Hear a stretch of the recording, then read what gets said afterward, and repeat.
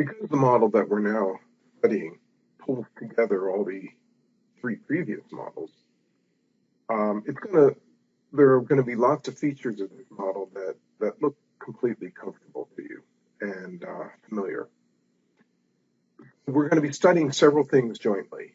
Consumers are going to make a consumption leisure choice, but because the model is going to last for 2 periods, they're going to be making a choice this period, and they're going to be making a choice in the future. Now, again, because it's a 2-period model, consumers are going to be making a consumption savings choice as well. So there's going to be the intertemporal dimension that we saw in the last model.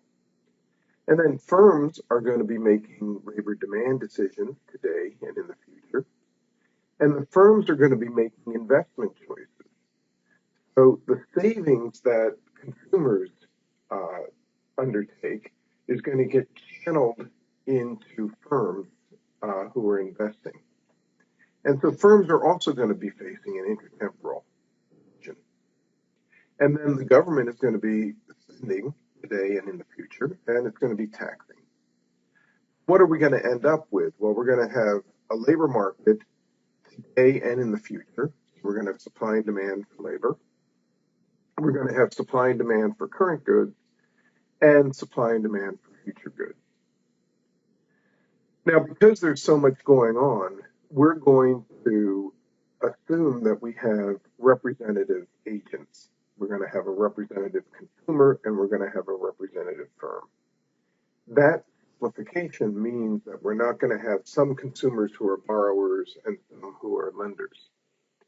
And what we'll discover is that even with that simplification, there's going to be a fair amount to keep track of. Okay, so let's turn to the consumer. As I said, the consumer is going to live for 2 periods and is going to make a consumption leisure decision in both periods and a consumption savings decision in the first period. This budget constraint of the consumer in the first period should look completely familiar. She's going to choose consumption. She's going to choose savings. Now, why is it FP, total private savings? Well, because, again, we have a representative consumer. So the consumer in the economy is going to be behaving in the fashion that we're now describing. And so individual savings, in effect, becomes aggregate savings. And that's why we have capital letters in all of this. Then what is this? Well, this is just going to be the labor earnings. H minus L is going to be hours worked. Remember that N supplied. And the consumer is going to own the firm, so the consumer gets profits and then has to pay taxes. And the budget constraint in the future is going to look very similar to this. We're going to have future consumption, the future wage earnings, the profits and taxes, and then the return to savings that the consumer does in the first period. And before, we can use this to substitute savings in the future budget constraint over here, and that yields the intertemporal budget constraint. Let's spend a little bit of time just understanding this intertemporal budget constraint. On the left is just going to be the present value of consumption. What is this? Well, this is really sort of like total income in the current period after tax income. So you got wage earnings, profits, less taxes. And then this is just going to be the present value of future after tax earnings. So the entire right-hand side is just wealth, present value of disposable income. Okay, so this is going to generate a budget constraint for the consumer. And that budget constraint, the slope of that is going to be determined by the real interest rate, and the consumer is going to be choosing current and future consumption. The difference between this and the simple model is that the consumer's choices of labor or leisure today and in the future will affect wealth and therefore the position of the budget line. So income is not going to be just given to this consumer as it was in the last 2-period model. consumer is going to choose 4 objects.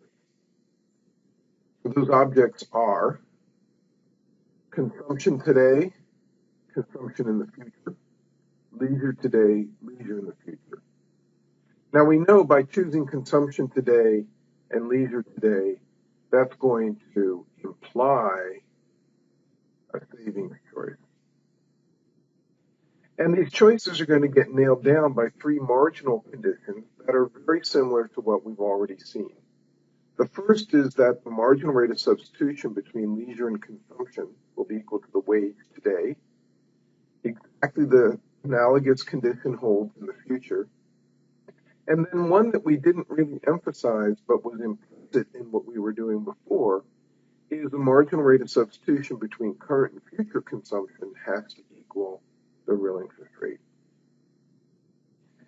The general rule for optimizing behavior is nicely summarized right here.